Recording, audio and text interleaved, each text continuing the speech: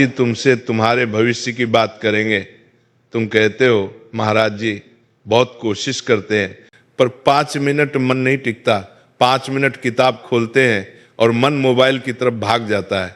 जानते हो ऐसा क्यों है? क्योंकि तुम्हारे जीवन में कोई अनुशासन नहीं है। आज मैं तुम्हें वो 8 नियम बता रहा हूं जिन्हें यदि तुमने अपनी दिनचर्या बना लिया तो दुनिया की कोई भी परीक्षा तुम्हें कठिन नहीं लगेगी। ये नियम नहीं, ये सफलता की सीढ़ियां हैं। पहला नियम, ब्रह्मचर्य का संकल्प। देखो लाल, जैसे मोबाइल की बैटरी खत्म हो जाए तो वो खिलौना बन जाता है, वैसे ही ब्रह्मचर्य के बिना बुद्धि कुंद हो जाती है। अपनी ऊर्जा को गंदे विचारों और क्रियाओं में नष्ट मत करो।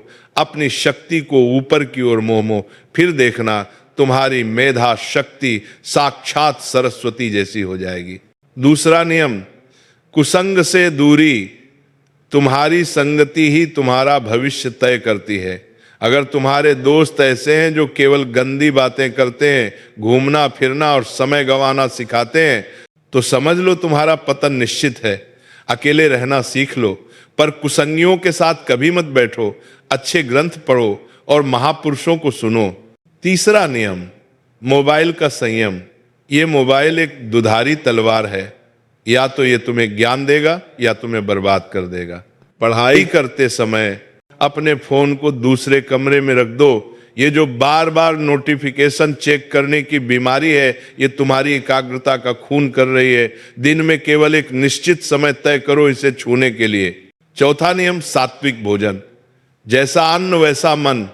अगर तुम तामसिक, ज्यादा मिर्च मसाला और बाहर का अपवित्र भोजन करोगे तो मन में काम क्रोध बनेगा और आलस्य आएगा। विद्यार्थी को हल्का और सुपाच्य भोजन करना चाहिए। रात का भोजन हल्का रखो ताकि सुबह ब्रह्म मुहूर्त में तुम्हारी आंखें खुल सकें। पांचवा नियम, अमृत वेला में जागरण। सुबह 4 से 6 बजे का समय देवताओं का समय है। उस समय ब्रह्मांड की ऊर्जा सबसे शुद्ध होती है। जो छात्र सुबह उठकर पढ़ाई करता है उसे एक बार पढ़ा हुआ जन्मों तक याद रहता है। देर रात तक जागना छोड़ो और जल्दी उठने की आदत डालो। छठा नियम, नाम जप का आधार। मन बहुत चंचल है, इसे डंडे से नहीं जीता जा सकता, इसे केवल नाम से बांधा जा सकता है। पढ़ाई शुरू करने से पहले 5 मिनट आंख बंद करके राधा राधा या राम राम का जप करो। नाम से अंतःकरण शुद्ध होगा और तुम्हारी बुद्धि स्थिर हो जाएगी। सातवां नियम, रटने की जगह समझना। जो कुछ भी पढ़ो उस पर विचार करो। रात को सोने से पहले 10 मिनट आंख बंद करके पूरे दिन जो पाया है उसका मानसिक रिवीजन करो। अगर तुम मानसिक चिंतन नहीं करोगे तो पढ़ा हुआ केवल कागज पर रह जाएगा, तुम्हारे भीतर नहीं उतरेगा।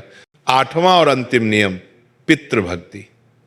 दुनिया की कोई भी सफलता उस व्यक्ति के पास नहीं टिकती जो अपने माता पिता का निरादर करता है।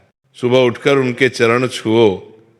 जब तुम उन्हें प्रसन्न रखते हो तो उनकी दुआएं तुम्हारे मस्तिष्क की नसों को खोल देती हैं। उनका आशीर्वाद ही तुम्हारी सबसे बड़ी ढाल है। उठो मेरे लाल, कमर कसो और इन 8 नियमों को आज से ही लागू करो। फिर तुम खुद देखोगे कि तुम्हारी याददाश्त और तुम्हारा चरित्र कैसे निखरता है। श्री जी तुम्हें शक्ति दे।